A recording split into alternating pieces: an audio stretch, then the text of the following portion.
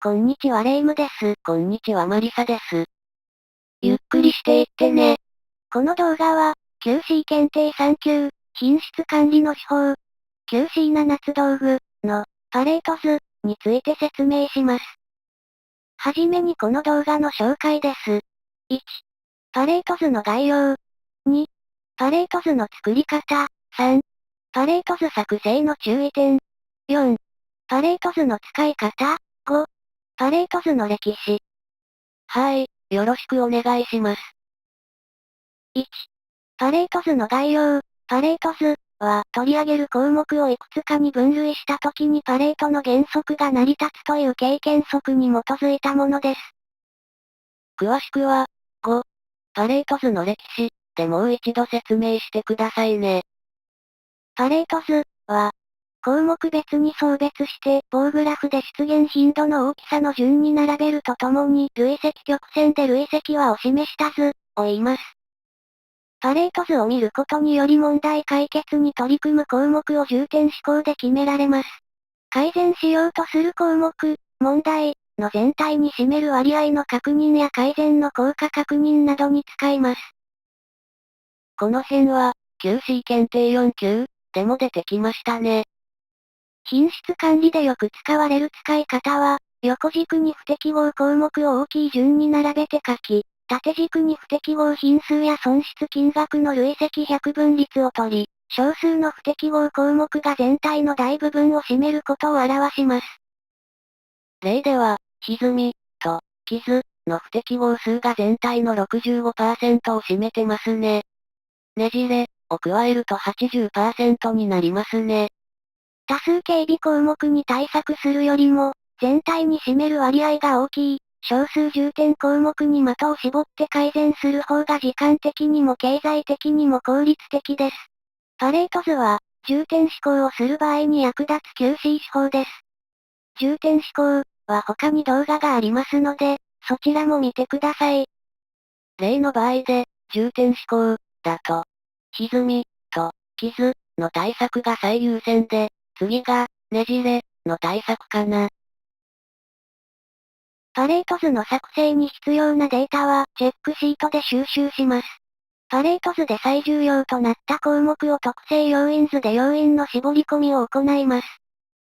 この例では、QC7 つ道具、のうちの3つの道具を使い、チェックシート、でデータ取得をして、次に、パレート図、でデータ分析をして、特性要因図、で要因解析をして対策内容を具体化してますね。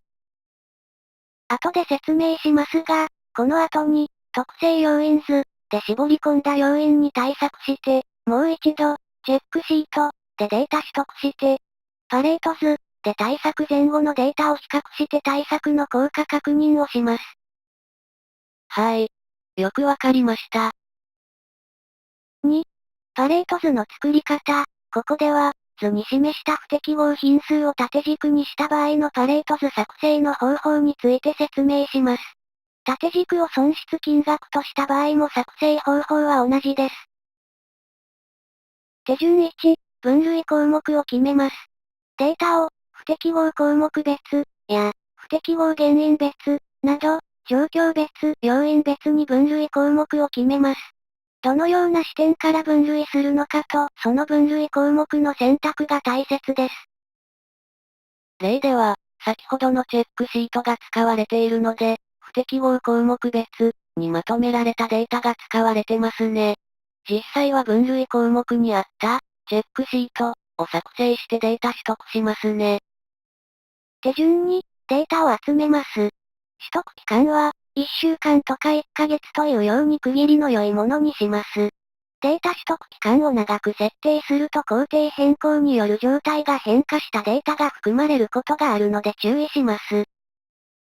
例では1週間でデータが取られてますね。手順3、データを整理して表にまとめます。1項目をデータの数値の大きいものから順に並べます。2データの小さなものは、その他、にまとめます。3データの数値を書きます。4累積数を求めます。数値の大きい項目から加えます。5項目別数値の百分率と累積百分率を計算します。項目別数値百分率イコール項目別数値割る合計 ×100%。累積百分率イコール累積数割る合計 ×100%。これでデータが整理できましたね。次は、パレート図の作成ですね。手順4、紙に横軸と縦軸を書きます。縦軸は項目別数値の特性値、横軸は分類項目の数値の大きい順に名称を左から右へ書きます。縦軸の長さは、横軸の1から2倍程度が一般的です。例では不適合内容で一番多い、歪みを左端に書いて右端には、その他が書かれてますね。縦軸の長さは横軸と同じぐらいなので1倍で書かれてますね。手順5、棒グラフを記入します。項目別数値を棒グラフの高さで表します。棒の幅は等しくします。棒と棒の間に空白を作らないようにします。手順6、累積曲線を記入します。累積数を棒グラフの右上に打点して、実線で結びます。これを累積曲線と言います。棒グラフの右側に縦軸を書き、累積曲線の支点0%と終点100%の間に、5または10等分のメモリを書きます。手順7、必要事項を記入します。表題、期間、工程名、製品名、データ数、作成日、作成者などを書きます。これでパレート図が完成しましたね。3. パレート図作成上の注意点。1. パレート図の項目は、不適合品数や品質問題件数などを取り扱うことが多いですが、損失金額を項目にすることもあります。業績へ影響を与える損失金額を見えるようにすることは大切なことです。パレート図を作る目的が、不適合品の削減なのか損失金額の削減かでまとめ方が変わります。不適合項目により、不適合品に材料費や加工費など付加価値をつけた程度が変わる場合があります。この場合、損失単価が異なる場合があり、パレート図の項目の順位が変わることがあります。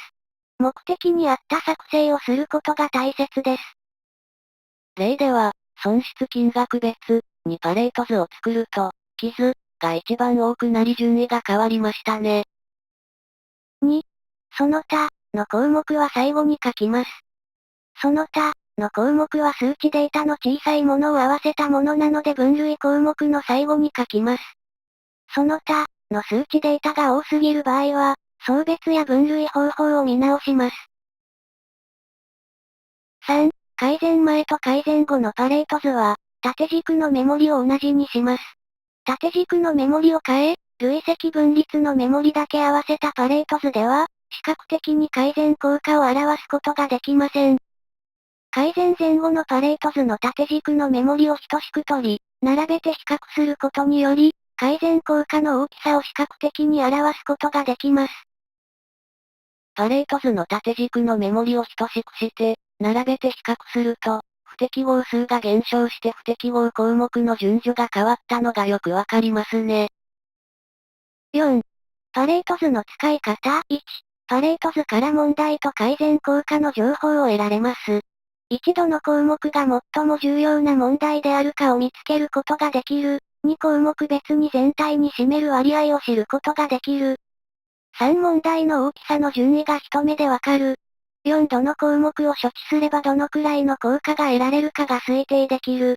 5不適合内容の変化を知ることができる。6問題の大きさが目で理解できる。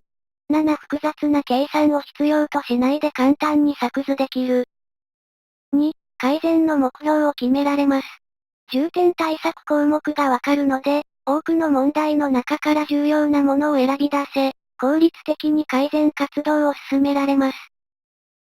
3. 不適合品の発生や故障の原因を究明するのに役立ちます。製造工程で不適合品が発生した場合に、原因別パレート図を使うと改善点が明らかになり対策が進めやすくなります。4. パレート図は全社的に使えます。パレート図は簡単な手法でありながら、重点思考に役立つ QC 手法です。多くの問題に対して、的を絞る、のに役立つ手法なので、品質管理以外にも営業、事務、サービスなど、全社的に使うことができます。はい、よくわかりました。5、パレート図の歴史。パレート図は、イタリアの経済学者のパレートが1897年に示した所得の分布が不均等であるという説に由来しています。またアメリカの経済学者ロレンツが1907年にロレンツ曲線で表しました。この図をジュラン博士が横軸に項目を大きい順に並べ、縦軸にその累積百分率を入れたグラフを書き、データの大部分は少数の項目が占めることを示しパレート図ができました。はい、よくわかりました。この動画はこれで終わりです。レイムでした。マリサでした。最後までありがとうございました。引用、参考文献です。ありがとうございます。チャンネル登録お願いします。